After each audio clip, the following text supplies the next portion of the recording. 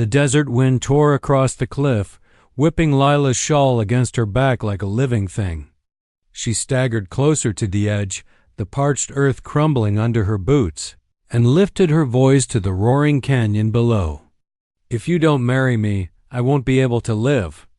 The words rang out over the jagged rocks and dry riverbeds, and for a moment the world seemed to hold its breath. Her heart pounded, each beat hammering in her chest as if warning her that this moment would change everything. Lila's hands trembled as she gripped the brim of her sun-bleached hat, trying to keep it from flying into the dusty wind. 30 years of solitude had taught her to rely on no one, yet now she stood on the precipice of desperation. Her life tangled in debts, betrayal, and an unending struggle to keep her small trading post afloat felt unbearably fragile. And then he appeared. Apache emerged from the shadow of a gnarled mesquite tree at the cliff's edge. His long black hair whipped in the wind, framing a face chiseled by years of sun, survival, and quiet violence. Muscles taut beneath his worn leather vest, he stood like a statue carved from the desert itself. His dark eyes swept over her, calm and steady, yet they held a storm within. He didn't reach for a gun. He didn't shout. He just watched. Lila swallowed, the dryness of the desert filling her mouth with dust. I can't do this alone," she stammered, her voice barely audible over the wind. "I've tried, and I've failed too many times." The canyon seemed to echo back her confession, mocking her with the emptiness of its vast walls. She felt absurd, standing there in her tattered dress and patched boots. Yet some part of her knew that if Apache refused her, she might truly fall apart. He took a slow step closer, the sand crunching beneath his boots. "You shouldn't place your life in the hands of fear," he said quietly, the low timbre of his voice carrying authority without command. "But you're asking me to take it anyway." Lila's eyes filled with tears, and she swallowed hard against the lump forming in her throat. "Because without you, I have nothing. I've spent 30 years alone fighting storms, men, and debt. And tonight, I can't bear it anymore." The words hung between them, heavy with truth and desperation. Apache's gaze softened slightly, a flicker of understanding passing across his features. The wind seemed to die down just enough for her to notice the subtle details, the faint scar tracing his jawline, the way his hands were relaxed but ready, the scent of sage and sun-dried earth clinging to him. He was a man molded by the wilderness, unyielding, but somehow not entirely unreachable. Lila's mind raced. She had seen him at the trading post before, silent and observant, leaning against a post like a shadow that refused to move. He had saved her once, a fleeting moment, and she had never forgotten the strength in his hands or the unwavering steadiness in his dark eyes. And now, here he was again, standing on the edge of her world, silent and imposing, and she had nowhere else to turn. A sudden gust lifted dust into the air, blinding her for a moment. She blinked, and when the particles settled, Apache had taken another step closer, his figure almost blending with the canyon walls behind him. "And if I refuse?" he asked. There was no judgment in his voice, only a calm curiosity, as if he were measuring the weight of her desperation against the harshness of the world. "You'd watch me die," she whispered, voice breaking.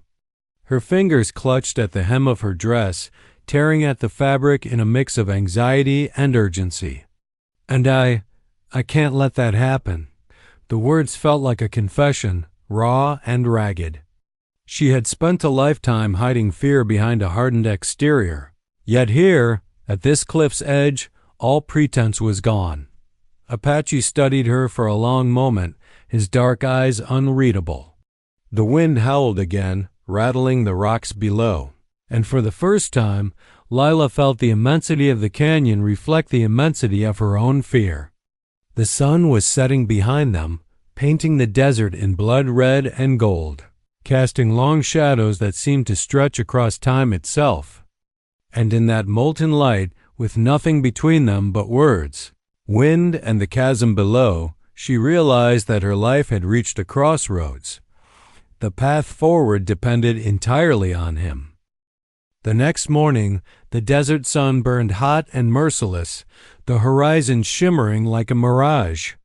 Lila's small trading wagon rattled along the narrow trail, the wheels kicking up clouds of dust that clung to her hair and clothes.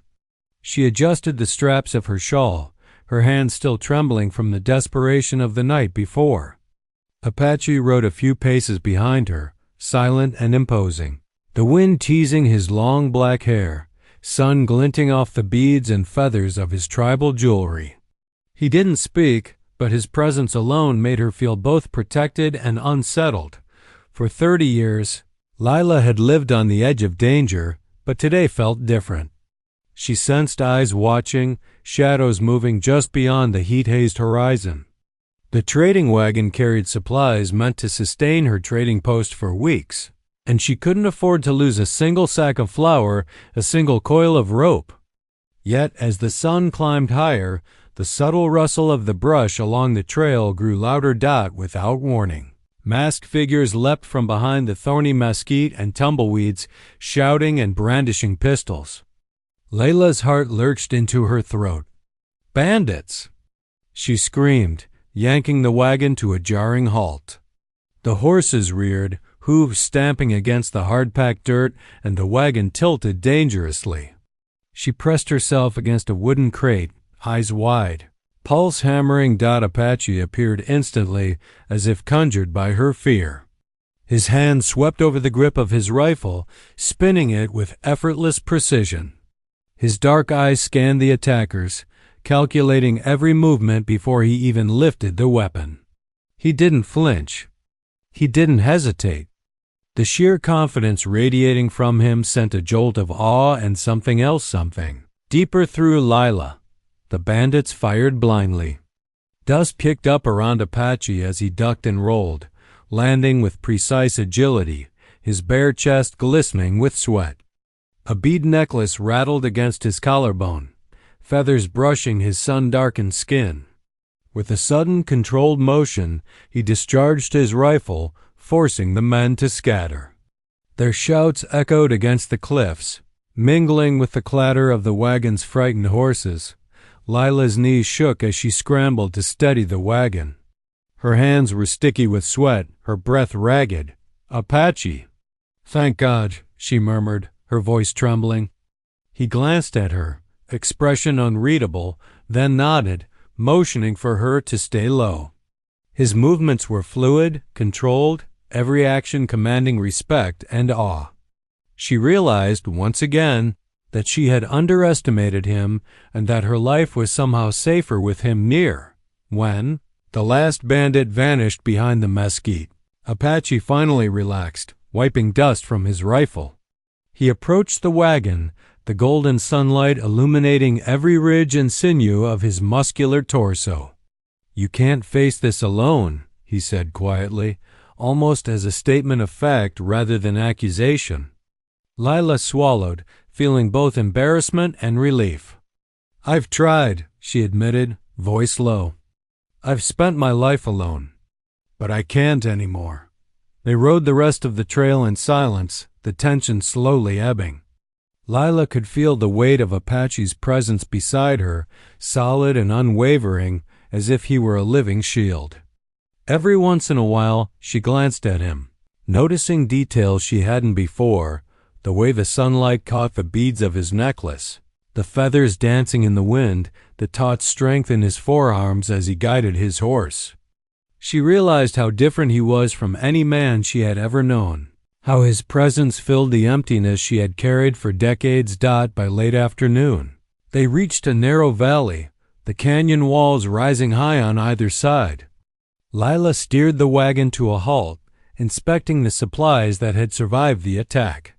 Nothing was missing, though the horses were exhausted and shaking. Apache leaned against a boulder, arms crossed, eyes scanning the horizon. For a moment, Lila felt a strange sense of serenity, as if the desert itself had paused to acknowledge their survival. Don't know what I would have done without you, she admitted quietly, brushing dust from her sleeves. Apache's gaze softened, and he inclined his head ever so slightly, a rare sign of acknowledgement. The wind carried the scent of sage and sun-baked dirt, and Lila realized that the desert, though harsh and unforgiving, had gifted her something invaluable, someone who might stand with her through every danger yet to come. And deep down, she knew that the bond forming between them was only the beginning, because in this desert, survival required trust, courage, and a willingness to risk everything for someone else. The heat of the desert began to fade as Lila and Apache rode toward a ghost town she had spotted in the distance. The wooden buildings were weathered and cracked, windows boarded or missing entirely. As they entered the empty main street, the silence was profound, broken only by the soft scrape of wagon wheels over sand and the distant cry of a hawk circling overhead.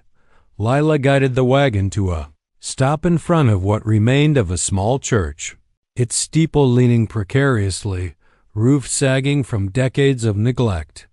The doors hung crooked on rusted hinges. "We can stay here for the night," she said cautiously, her voice echoing off the splintered wooden walls.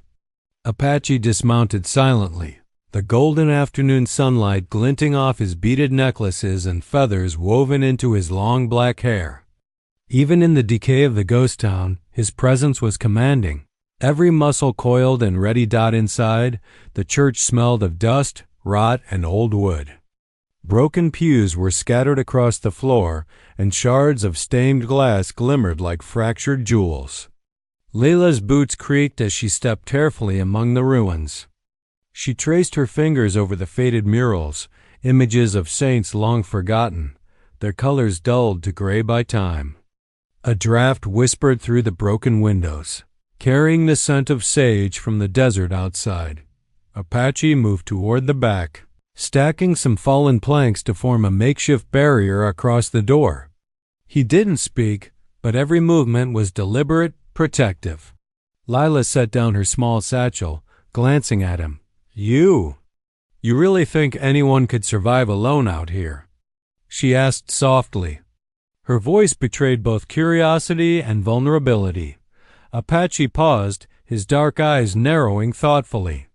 "Some do," he admitted, "but it's a hard life, filled with danger at every turn. You can't survive forever by yourself." He crouched beside the fire pit they had lit, arranging small kindling and dried brush. Sparks jumped, and Lila watched the flames illuminate the sharp lines of his jaw and the taut muscles of his torso, glistening faintly from sweat and dust. She had seen him in action, in the fight on the trail, but this quiet, deliberate care was a new side of him, one that made her pulse quicken. "I've spent 30 years trying," Lila whispered, sitting on a broken pew. 30 years fighting storms, thieves, and every mistake I've ever made. And I don't think I can do it anymore." Her hands clenched her knees, nails digging into her palms. "I've tried to be strong, but there's only so long a person can stand alone." Apache studied her for a long moment, the firelight flickering across his face. His hand hovered near the beaded necklace around his neck, a habit she had noticed before. Finally, he spoke, voice low and measured. "You've been carrying a burden heavier than most could imagine, and yet, you're still standing." He nodded toward the shattered pews, the broken glass, the empty church. "That alone proves you're stronger than you think." Lila looked away, blinking back tears. The silence between them was comforting, the kind of quiet that allowed thoughts and fears to settle without judgment. She had spent years guarding her emotions, yet something about Apache's presence made it possible to lower her defenses, if only slightly. Outside, the sun began to dip behind the desert cliffs, turning the sky a deep orange. Dust particles danced in the dying light, shimmering in the air like tiny stars. Lila realized that even in this abandoned place, surrounded by decay and emptiness, she could feel the possibility of hope. Apache's quiet strength anchored her, A reminder that perhaps she didn't have to face the world alone anymore. She reached into her satchel and pulled out a small tin of dried beans, tossing a handful into the fire to roast. The aroma filled the church, grounding them in a simple moment of survival. Apache crouched nearby, sharpening his knives, each precise stroke echoing softly against the wooden floor. For the first time in decades, Lila allowed herself to breathe fully, knowing that tonight they would rest together. And in that still, broken church, with the desert wind whispering through shattered windows, Lila felt the faint stirrings of trust and something more. She didn't yet know what the future held, but for the first time, the thought of facing it with someone else by her side didn't terrify her. It felt possible. The next morning, the desert was cooler, the sun just peeking over the jagged horizon. Lila hitched the wagon and horses, her hands roughened from the work but steady now, her nerves still buzzing from the previous day's attack.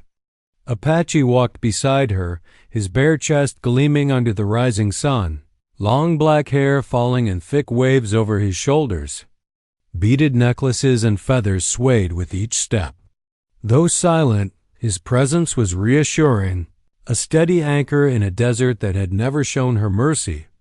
Their destination was a narrow, fast-flowing river swollen from spring rains. Lila had scouted it on a previous trip.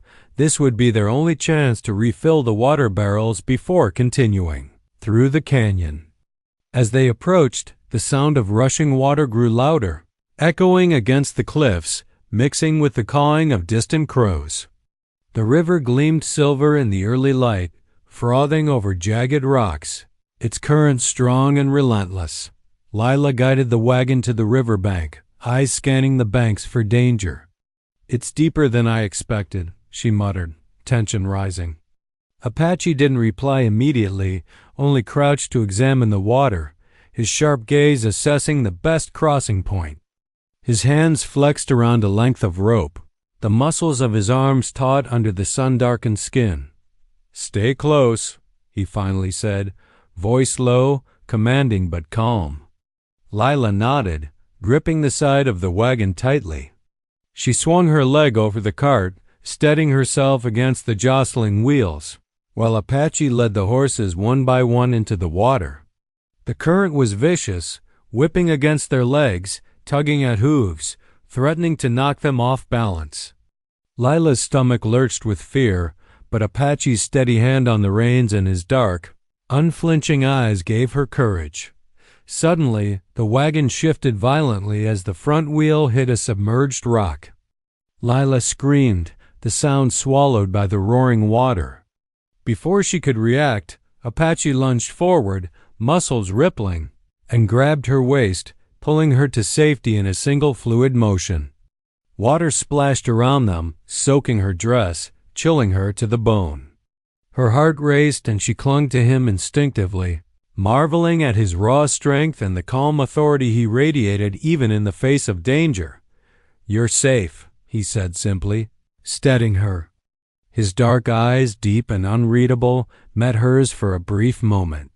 "I won't let anything happen to you." Lila's throat tightened.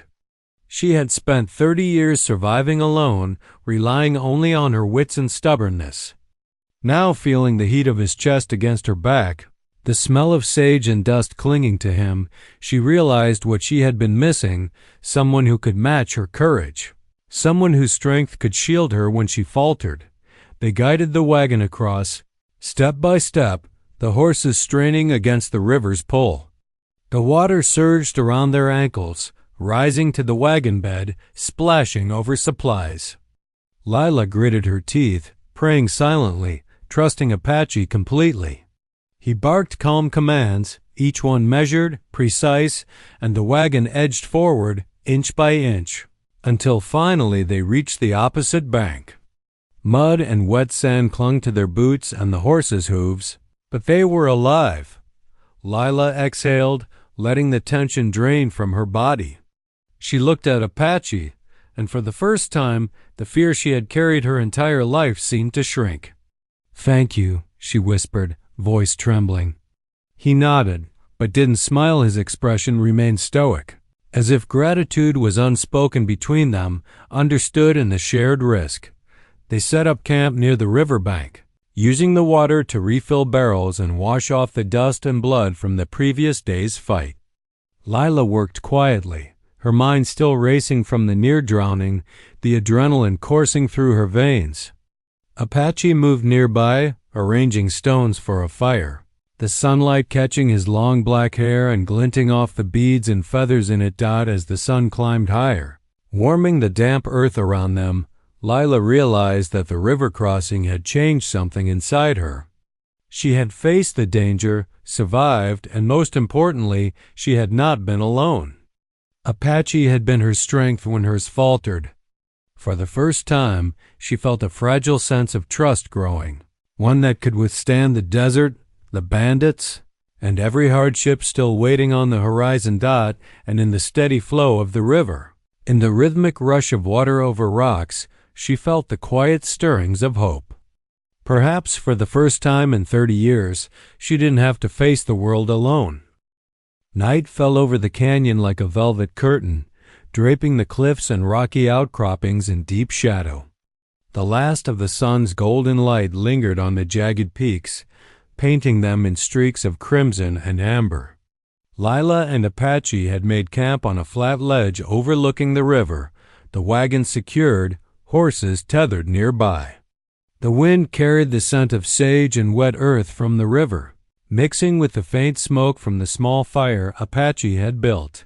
Lila stirred the beans roasting in a cast-iron pan, the aroma filling the canyon. She stole glances at Apache, who crouched beside the fire, sharpening his knives with methodical precision. His bare chest glowed in the firelight, muscles taut under sun-darkened skin, long black hair falling around his shoulders, beads and feathers glinting as he worked. The calm authority radiating from him made her pulse quicken. She had seen him in action during the wagon attack and river crossing, but this quiet, deliberate strength was something else entirely, a slow, steady heartbeat against the wildness of the desert night. "I've seen women break," Apache said suddenly, breaking the silence, voice low but carrying across the firelit camp. "Disappear. Die alone." He paused, glancing up at the stars, then back at Lila. "And you?" "You're different." Lila swallowed hard, feeling a lump rise in her throat. "I don't want to be different," she admitted quietly. "I just don't want to be invisible. I've spent 30 years surviving, hiding, fighting. But tonight, I can't face it all alone." Her hands trembled slightly as she stirred the beans, the firelight casting shadows across her face, highlighting the lines of weariness that years of struggle had etched into her features. Apache's dark eyes softened ever so slightly. He leaned back on his heels, letting the firelight dance across his chest, the beads of sweat glinting like tiny jewels. "You've carried more than most could ever imagine," he said. "And yet, you're still standing." His gaze swept over her, taking in the small, determined movements that belied her fear, the tight grip of her hands on the pan, the steady way she balanced the wagon earlier despite terror. "That alone proves you're stronger than you think." Lila lowered the pan, letting the warm, savory aroma drift between them. For a moment, the only sound was the river far below, rushing over rocks and the whisper of wind through the canyon walls. She realized that she hadn't felt this quiet, this safe, in decades. Not even the trading post had offered her this stillness. Here, in the shadowed canyon, with the desert pressing in on all sides, she allowed herself to breathe fully for the first time in years. "Apache," she began, voice trembling slightly, "I don't know how to trust anyone anymore. But with you?" Her words faltered. She looked down at the fire, the dancing flames reflecting in her eyes. "I think I might be able to." Apache didn't speak immediately. Instead, he stood, brushing dirt from his pants, and looked out over the canyon edge. The stars were brilliant overhead, spilling across the sky like shattered diamonds. "Trust isn't given lightly," he said finally, voice steady. "It's earned. And you've earned it just by surviving this long. Now, the rest is up to you." His words carried weight, the quiet authority of a man who had seen life at its harshest and survived, unbroken. Lila felt a strange warmth spread through her chest, a flicker of something she hadn't allowed herself in decades: hope. She had faced bandits, raging rivers, the harsh desert sun, and still she lived. And now, with Apache beside her, she realized that surviving wasn't enough. She wanted something more, someone to share the danger, the quiet moments, the victories, the failures. Someone who could see her fully and stand with her through it all. The wind rustled through the canyon, carrying the scent of sage and the distant metallic tang of the river. Lila stirred the beans one last time, letting them cook, and sat beside the fire, her shoulders relaxing for the first time in days. Apache crouched near the flames, sharpening his knives methodically, muscles rippling with every movement. And in that still, wild canyon, Lila felt the faint stirrings of trust and something more. For the first time in 30 years, she realized she didn't have to face the desert alone. And maybe, just maybe, survival could mean more than staying alive. Dawn barely touched the canyon walls when Lila awoke to the distant rumble of hooves. She froze, heart hammering, straining to hear over the soft crackle of the dying fire. The sound grew louder, rolling through the canyon like thunder. "Apache," she whispered, a knot of fear tightening in her stomach. He was already on his feet, bare chest glistening in the early morning light, long black hair swinging with every movement. Beaded necklaces and feathers shifted with his sudden motion.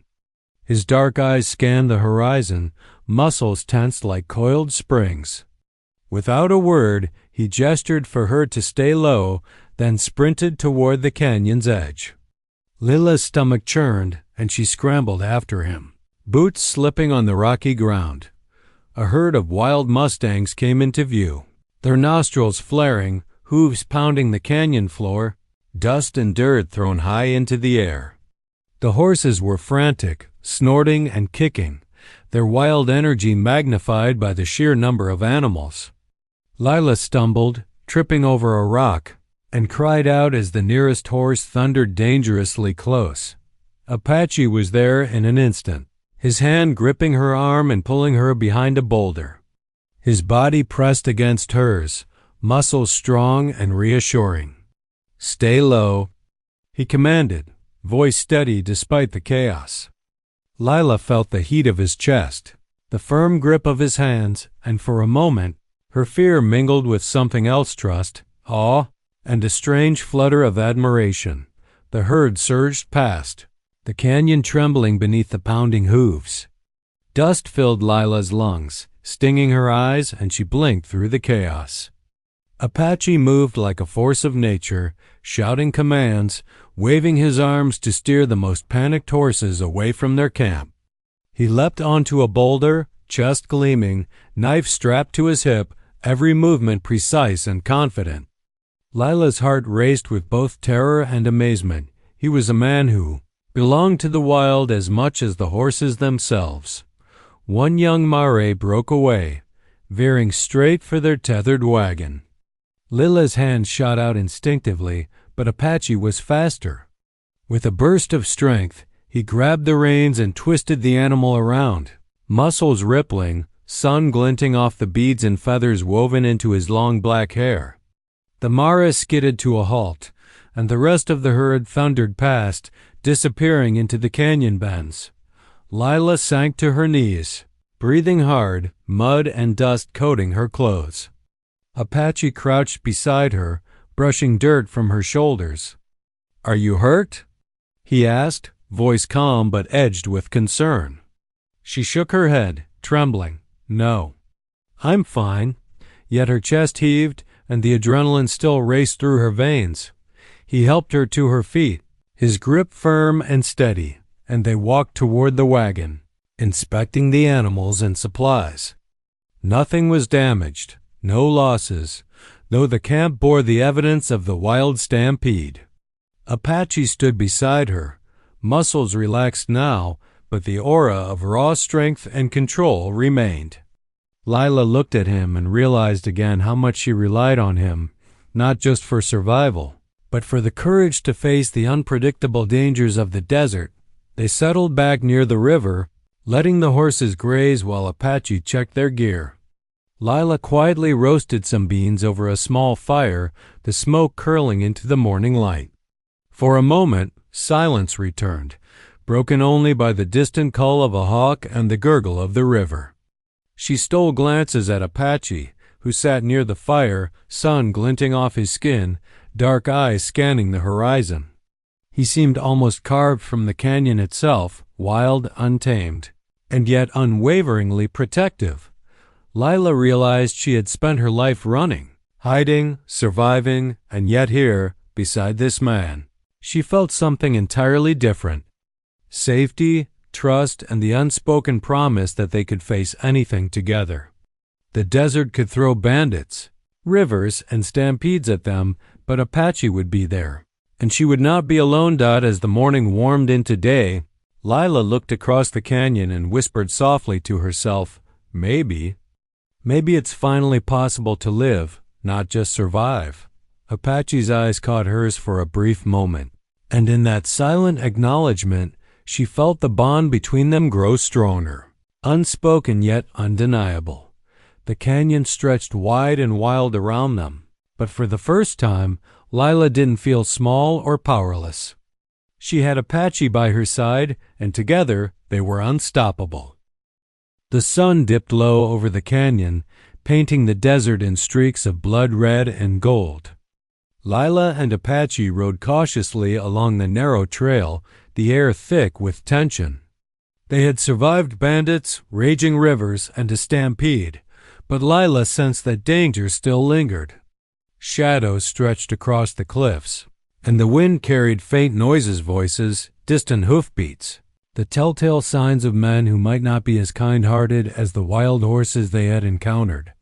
Apache rode ahead, shirtless, muscles gleaming in the fading sunlight, long black hair cascading over his shoulders, beads and feathers swinging with each motion. His dark eyes scanned the horizon with a predator's focus, every instinct alert, ready for whatever lay ahead. Lila's hands gripped the wagon tightly, heart pounding. She realized that she trusted him completely more than anyone she had ever known, but that trust came with a vulnerability she hadn't allowed herself in 30 years. Suddenly, a group of bandits emerged from behind a rocky outcropping, guns drawn, shadows stretching ominously across the canyon floor.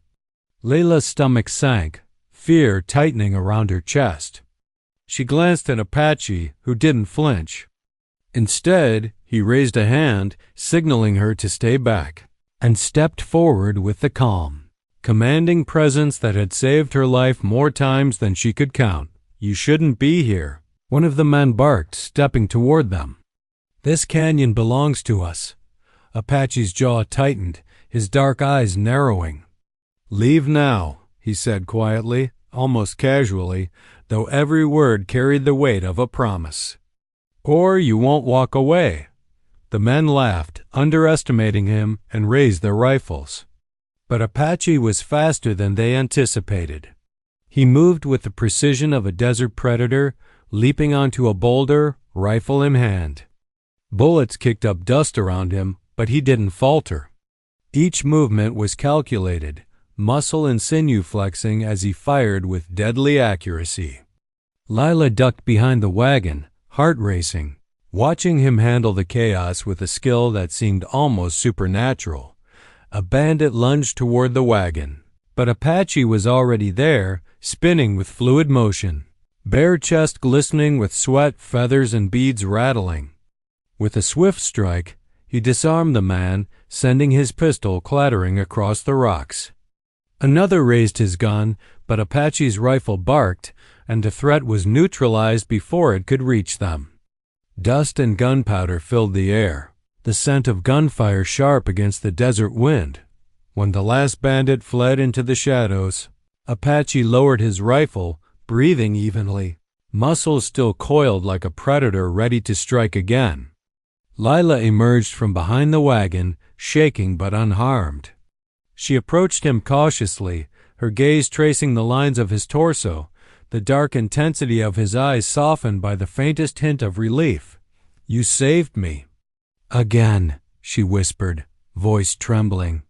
He glanced at her, expression unreadable, but there was a subtle nod, an acknowledgement of the bond forged through danger, trust, and shared survival. The sun finally set, and the canyon was bathed in twilight.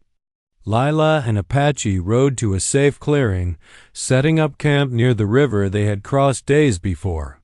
As the fire crackled, casting long shadows across the rocks, she finally allowed herself to speak the words she had held inside for so long. "Apache, I can't imagine facing this desert or life without you," she said softly. I need you. Not just for survival. I need you here, with me." He looked at her, long black hair brushing his shoulders, eyes dark and unreadable in the firelight. Then, slowly, he reached out, hand brushing hers, the warmth of his skin sending a shiver through her. "Lila, you faced everything and survived," he said quietly. "You've earned someone to stand with you, and I will." For the first time in decades, Lila allowed herself to believe in more than survival. She leaned close, letting the firelight illuminate her tear-streaked face, and felt the weight of 30 years of solitude lift. Apache's hand rested over hers, strong and protective, and she knew that whatever the desert, the bandits, or the storms could throw at them next, they would face it together. The night deepened, stars spilling across the desert sky. The wind whispered through the canyon, carrying the scent of sage and wet earth from the river. Lila and Apache sat together, side by side, their hands entwined.